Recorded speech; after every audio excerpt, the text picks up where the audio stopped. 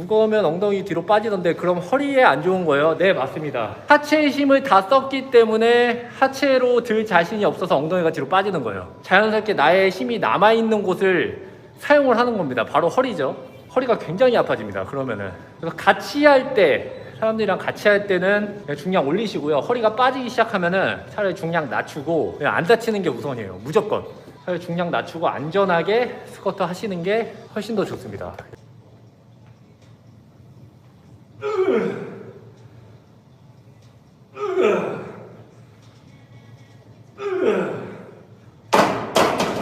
이성 트레이너 분이랑 다음 주부터 PT 시작하는데 시너지가 날지 아니면 거꾸로 운동 효과가 반감이 될지 걱정입니다. 남자분이세요? 여자분이세요? 여성분들은 운동에 좀 집중을 많이 하시는 것 같은데 남자분들은 잘 모르겠어요. 남자분들은 보통 운동에 집중이 될까? 저도 여자 트레이너분하고 운동을 하게 되면 운동보다는 계속 막 대화하고 싶고 이렇게 되더라고요. 그러다 보니 제 얘기라 이것도 뭐 저도 어쩔 수 없는 남자이기 때문에 이성과 함께 있으면 더 대화도 하고 싶고 뭐 그런 생각이 조금 많이 들더라고요. 그럼 본인이 잘하지 않을까요? 운동이 잘 될지 안 될지는 남자가 여자한테 배우는 케이스. 남성분이 여성분한테 배우면은 운동이 될까요? 아마 대화를 더 하고 싶지 않을까요? 여자친구 있으신가요? 여군 상사라고 생각하려고요. 웨이트 하면 장점이 뭔가요? 이게 장점이 너무 많아서 어떤 장점부터 말씀을 드려야 될지 모르겠는데 일단 웨이트 트레이닝은 이 중량을 다루는 운동입니다. 중량을 다룬다라는 거는 우리 몸에 근육이 쌓인다라는 거예요. 근육을 늘릴 수 있는 운동이에요. 그러면은 남자분들 같은 경우에 근육이 쌓이면 어떻게 됩니까? 몸이 커져요. 몸이 커지면 어떻게 돼요? 자신감이 생겨요. 자신감이 생기면 어떻게 돼요? 일의 능률이 올라요. 일의 능률이 오르면은 돈을 많이 벌죠. 웨이트 트레이닝을 하면은 부자가 됩니다. 여자 같은 경우 말씀해 드릴게요. 여자 같은 경우에는 웨이트 트레이닝을 한다고 해서 근육이 꼭 그렇게 커지지는 않아요. 하지만 근육이 활성화가 생깁니다. 근육을 잘 쓰게 돼요. 근육을 잘 쓰게 되면 어떻게 되느냐? 그 근육을 계속 쓰고 싶어져요. 어떤 운동을, 어떤 행동을 하더라도 근육을 사용해서 운동을 하게 돼요. 근육을 잘 사용하게 되면 어떻게 돼요? 잔병이 없어져요.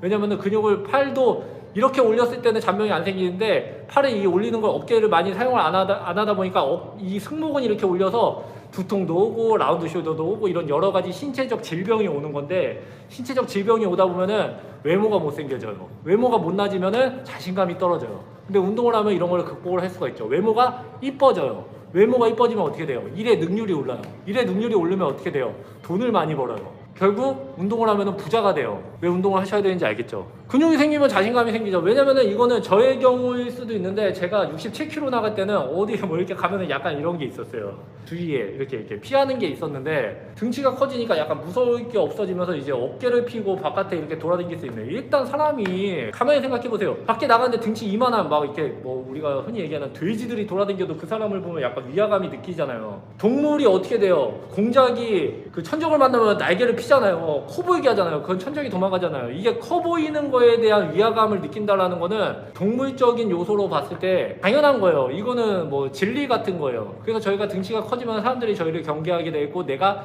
강함을 인식할 수 있고 그러다 보면은 자신감이 생길 수밖에 없는 거예요. 그 옛날 시대, 요즘 같은 시대는 이제 뇌생남 조금 더 머리 쓰고 돈 많이 벌고 뭔가 능력 있는 사람이 더 멋있고 약간 돈을 많이 벌고 자신감이 넘치는 이런 시대지만 옛날 같은 경우에는 등치 크고 힘세면은 짱이었어요. 생각을 해보세요. 맞죠?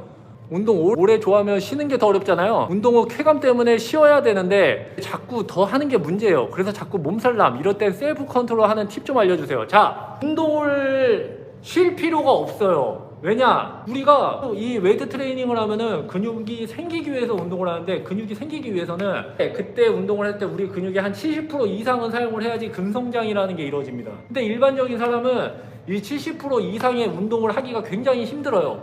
그래서 다음날 알이 안 배기거나 근육통이 없는 경우는 이 70% 이상을 넘기지 못했기 때문이에요. 근육통이 오지 않는데 굳이 근육을 쉴 필요가 없어요. 매일매일 저도 일주일 맨날 해요. 일주일 맨날 하는데 가끔 아까 전에 말씀하셨다시피 운동을 너무 많이 해서 몸살이 올 때가 있어요. 그때는 쉬어야죠. 당연히. 아픈데 운동을 왜 해요? 그거는 미련한 거예요. 아플 때 쉬면 돼요. 아프지 않으면 안 쉬어도 돼요. 아프면 쉬어야죠. 아프면 몸에서 말리는 거예요. 운동 그만해. 지금은 좀 휴식을 할 때야.